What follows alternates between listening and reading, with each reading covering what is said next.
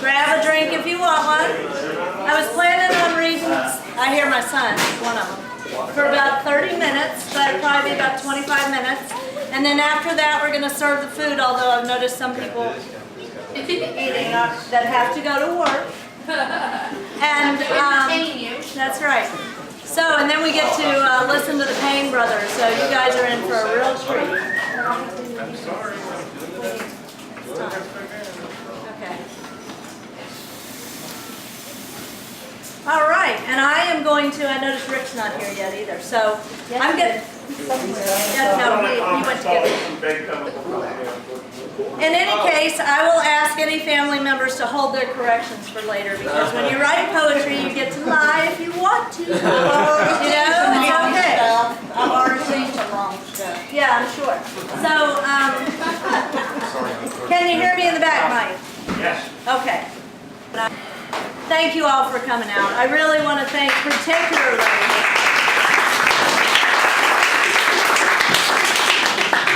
all of you for coming, but my wonderful husband Mike and my fabulous, fabulous son Jacob. And my publisher George Foote, who is just amazing to work with. And I know because I've had bad publishers before. So thank you, George, so much. I think you did a beautiful job with the book.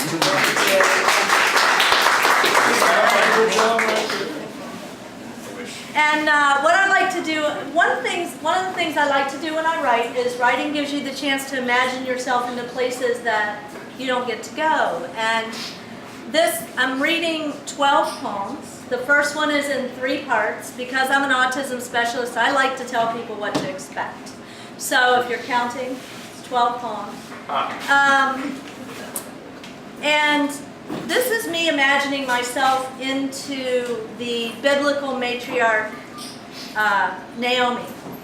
I like to, you know, think about those kind of things. So this is called Lessons from the Book of Ruth.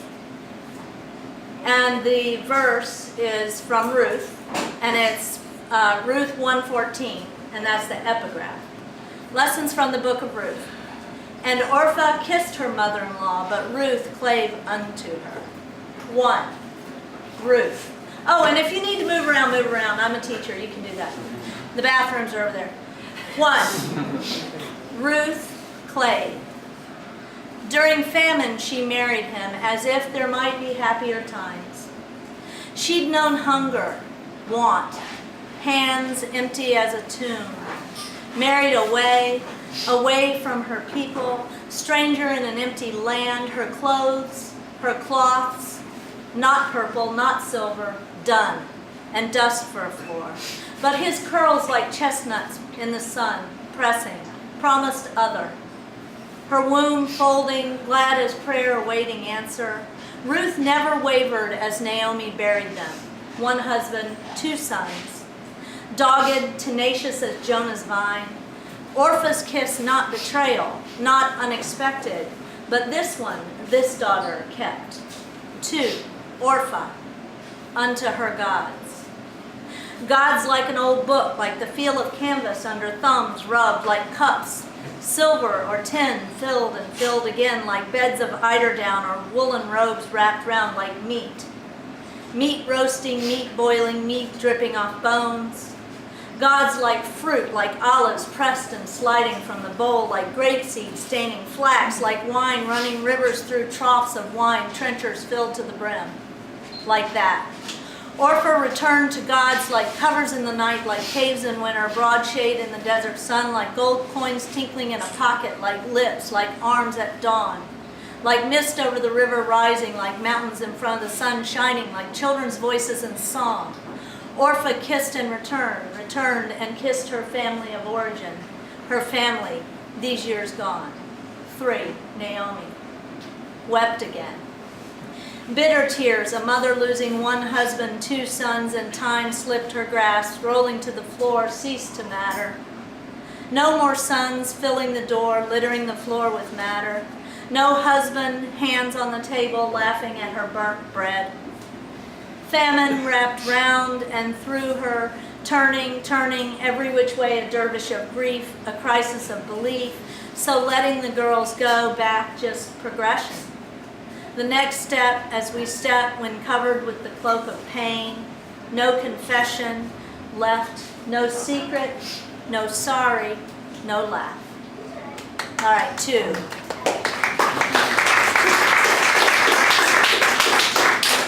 This is the one Anita Wright asked me to read, and I was planning on reading it anyway. I have a bunch of brothers, and this book is dedicated to my brother John, who is my oldest friend. I mean, I've known him my whole life, and he's a really good friend. So this is a poem for my brother John. You and I leave the bus at a dead run down Robinson Road. You grab the tackle while I whip off my dress and cotton slip and slide into jeans. Identical in our undershirts and keds, down Peninsula, past Sapphire Conduct, Normandy, through the light at Flagler, we pedal hard.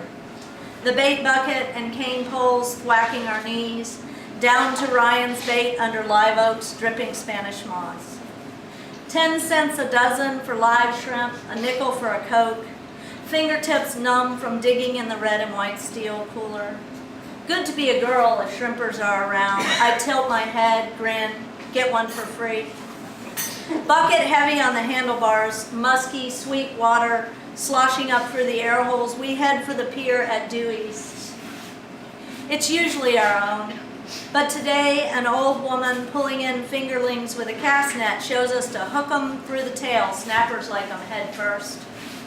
We catch an even dozen, and you let me pass the stringer through velvet red gills moving as slow as the salty air in my lungs. I watch the fish hang, tired now, by the piling and just stand safe near you. That's the lie. I've never caught a dozen fish in my life. What? It's not true. But also. Is that the one you wanted, Anita? I loved it. Okay, good.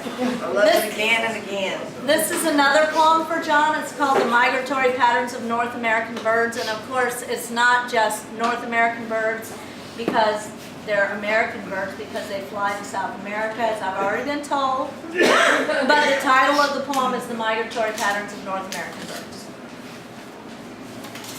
John spent the summer before 7th grade studying the migratory patterns of North American birds. I followed after, as always, watching. His knowledge, my gospel. He fed me misinformation sometimes, but that summer was too hot for joking and required focus. Instead of fishing from rocks along the river or traipsing the dunes for crab holes, we spent long mornings in the library, the coldest building in town. It's okay, Mike. Father gave him a pad of onion skin paper. He began at the back, first in pencil, then marker. Heavy black outlines of states curving up through empty pages like a promise. At noon we pedaled home over 2 bridges, a causeway, cottony egrets calling from the mangroves, blue and gray herons, statues along the margins. Devoted to his task, John worked through the hottest part of the day, with me nodding beside him while mother and the babies slept. The air around us viscous with humidity.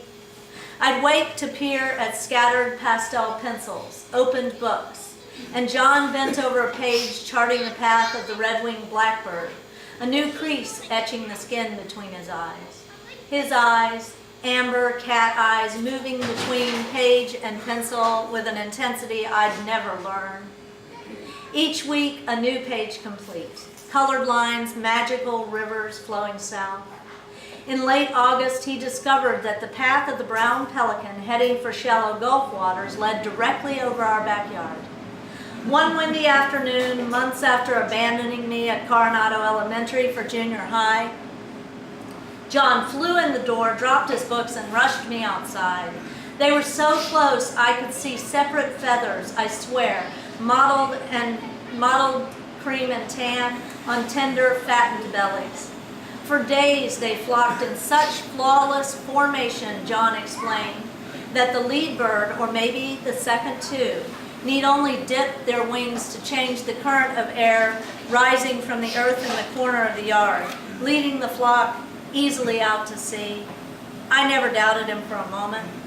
For years after I stood there on October afternoons watching the same birds glide 20 feet overhead, and still sometimes I look up to see an impossibly thin pastel path etching the air, leading from John in Far Rockaway down to me.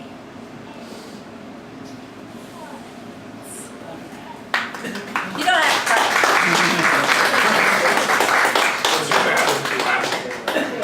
I have some people in the room familiar with autism. I know who you are.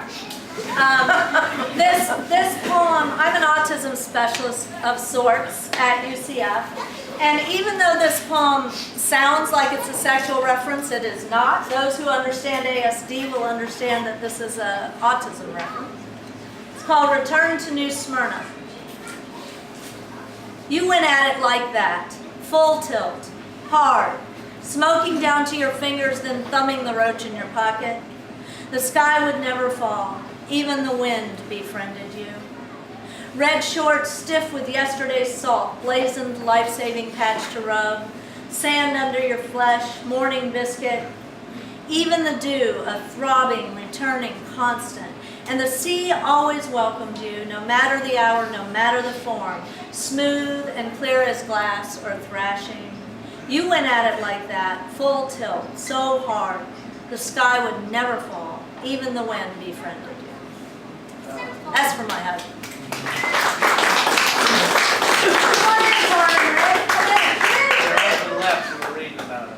He left? Yeah, he got in the car and drove away. I hope he comes back. Come on in, Tony. Rick. Hey, who got in the car? I used to work, my dad used to, oh, there he is right there.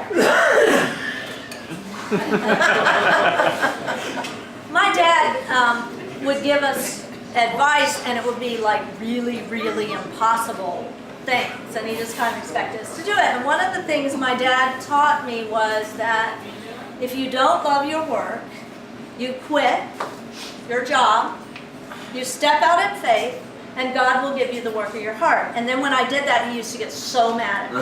I would quit my job and I'd be like, what? So I had this job that was pretty difficult. I taught at Rick was familiar with the place because he was with ACT when I was with the Children's Crisis Stabilization Unit, and I was the inpatient teacher at a facility for suicidal and homicidal 3 to 15-year-olds. So think about that for a second.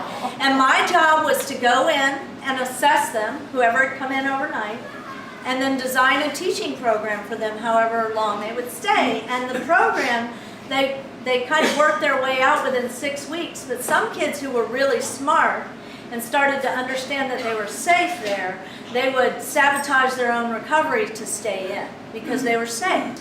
And when I quit the job I had this really fat key, and you had first names only, and you had to go through 3 doors.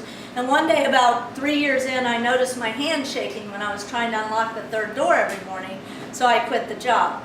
But one of the worst things about it was you had to walk through a nursing home to get to the unit, okay? So I made lots of friends in the nursing home. And there was this one lady one time that I saw, and she was sitting in a wheelchair, and she obviously had Alzheimer's, and she had no ring on her finger. She's sitting in a wheelchair, and she's saying what the title of the poem is, okay? So the title of the poem is a quote, and at the end of the poem there's a colon so that it's a circle and you keep going round to the top, all right? And I think she had 3 children because of the way she was saying their names, but it might have been 4. So I try to honor the memory of her, this woman, who was so really wonderful, you know. And so this is called David, John, Christopher, and Joan. So she was saying David, John, Christopher, and Joan over and over, okay? And that was on the way to work at the unit. So David, John, Christopher, and Joan. There's an old woman in a wheelchair in the icy fall sunlight near the atrium wall. Hands clasped beneath her chin, the fingers of the right twist an imagined ring, round and round on the 3rd finger of her left. Her gaze, washed out blue, stares past 2 others sitting by, and all the nurses hurrying past, the words she repeats, a mantra, the only thing, and the ring keeping her here. That job got to be a little rough after a while. But I did make some good friends in the nursing home from some of the people that were there. Let's see. Rick, you messed me up asking me to eliminate that. No, that's all right. I'm kidding, I'm kidding. You didn't, I might, we'll see. This is a poem about, this is a little lighter, right? This is about the actual facility. And it's called Geometry in the Madhouse. And when I wrote this poem in grad school, I got criticized for calling it a madhouse, but it became a madhouse for me, is the point. So, Geometry in the Madhouse. Just 15, but this is the safest place for her. 3 bolted steel doors between Kathleen and parents who come to blows over who must house and feed her. In math, she said, it's all right angles everywhere. I looked, right angles, wall, parallel to wall, books, windows, tables. So she begged for an acute, even obtuse one. A leaning wall, a door ajar, a broken branch, or a hand to hold. Obsession allowed one terminus here. The nurses were inflexible. Don't worry, they crooned, it's only a matter of degrees. And strapped her down, bearing one buttock for the straight, hot flush of stupor, her legs in leather locks, a perfect V. Slack shoulders 30 degrees from bound wrists, from limp hands. Yeah, it's a toughie, isn't it, Dottie? My dad didn't like that poem. I read that to him, he said, I don't like that poem. Can you give me a time check? 5:21. No, I'm perfect. I'm not running over. Okay. It's my party. Okay.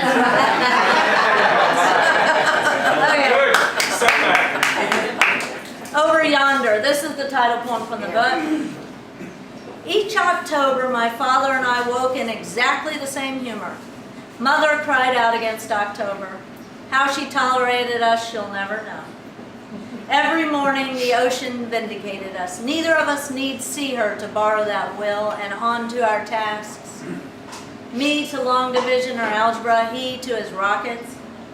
Math and poetry have a lot in common, you know, is something he might be brave enough to say right out loud come October. In perfect sync, we were masters of the house then, those breezy days. No one questioned us, just rolled their eyes, gritted their teeth, and took it. Pedantic, misunderstood 11 months of the year, our steps clipped with purpose, fairly dancing to our tasks, heady with possibility. Everybody got out of the way. I imagine he too was drawn to the water's edge over and over that month, evenings, sometimes at dawn. The stir, stir, stir of whitewash in the sloughs, suggesting carnivorous life below the surface, sometimes cresting, as if the only order extant were natural, nothing man-made, as if. All we knew, he and Ray making him drag saplings for a log cabin under the chinaberry tree. 4 years old. Making a place in the world only his, small orphan on a shelf under quilts his mother had sewed, sketching stars in the dust under the tree when they came to tell him she was dead. Sometimes out at the launch pad checking an Apollo, the arms, the white room, he felt them there, his parents, waiting beyond sawgrass and salt flats somewhere near the waves at Playa Linda. Just out of sight. He'd tell me those things so I'd know, comprehend the notions of time and distance in the spiritual realm, impacting the physical, as if it were the most normal thing in the universe. They're just yonder, he'd say, pointing toward Africa or maybe Venus, as I'll be for you. That's the longest one.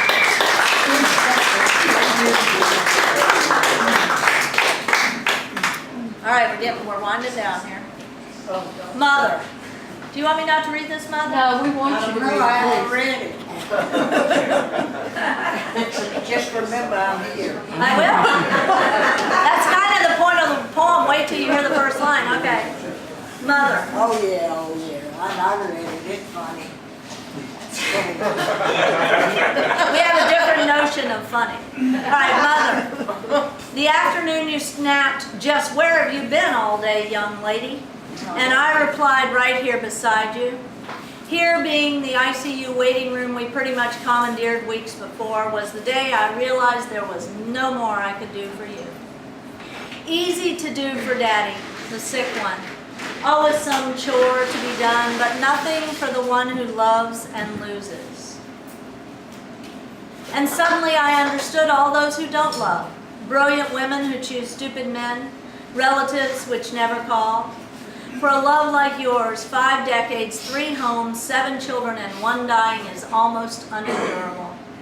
And when I saw you bend to shamelessly kiss his sleeping lips over and over in the next days as you had never done in front of me before, I knew you were sending him ahead in this journey with a selfless and broken heart I hadn't yet earned the right to witness, but I couldn't look away. Oh, and all right, 2 more and that's it. And this is the companion poem for my dad when he was dying. It's called Septembers Ago. Sometimes I see you in that horrible physical therapy room at the place called rehab in the temporary ward of Ocean View Nursing Home, a place for dying. After you used up your energy and nearly all your heart traversing the long hall, proud and stubborn with the aluminum walker, sitting down behind that ridiculous wheel with pedals should have been a relief. Instead, you couldn't get a word in edgewise with the therapist, who talked at you like you were 4. "Come on, Mr. Davis, you can do it. Come on now." You were thinking, "Lunkhead, I haven't pedaled a bike in 60 years. 60 years. But you hesitated, picking your battles, and gave up. Then I realized you knew we were almost there. So we let the idiot babble as I bent down, picked up each of your slippered feet in turn, one hand under an arch, one behind a knee, and put them on the pedal and gave the wheel a shove so he'd go away.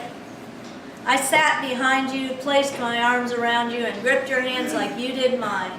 So many Septembers ago, lifting me up over the waves, swinging me out from you for the sheer joy of it. Everything flying but you, strong, brown, solid in the ocean, pointing me out to sea. And this is the last poem I'm going to read. And then we get to eat. This is called Hawaiian Horses. This horse, my son took this picture, and it's a Hawaiian horse. It's on. My oldest son is a photographer. He took the picture. His name is Mike. It's called Hawaiian Horses. I build a poem around your horses, then begin again. You and me with Columbine, Sears Sucker, Perky the parakeet hiding in jackets. After, I'll take you out for ice cream, anything you want. If witches were horses, beggars would ride, your grandmother used to say. I never knew what she meant until now. Watching your new wife's granny skip and dance down the aisle on Jordan's arm as if there is a chance for you, 67 years behind her. The San Juans beckon through beyond opened French doors of the community hall, American flag above chafing dishes, your father and I, breathless. Take me to your horses, blind or demented, whatever my gloaming brings. Lift me to their velvet backs and let me lean down to whisper, knowing at least something was given in all this chaos. Your pictures, my diphthongs, ah of me and chi of you. Thank you guys for being here.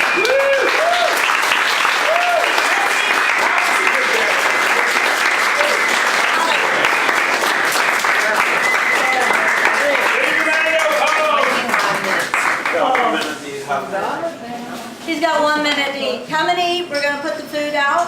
It should Shut be down. You I okay? hadn't read that. You okay? Yeah, I hadn't read that one. That was about like Kelsey's house. Yes, sir. That was a good day. That was a good day. Thank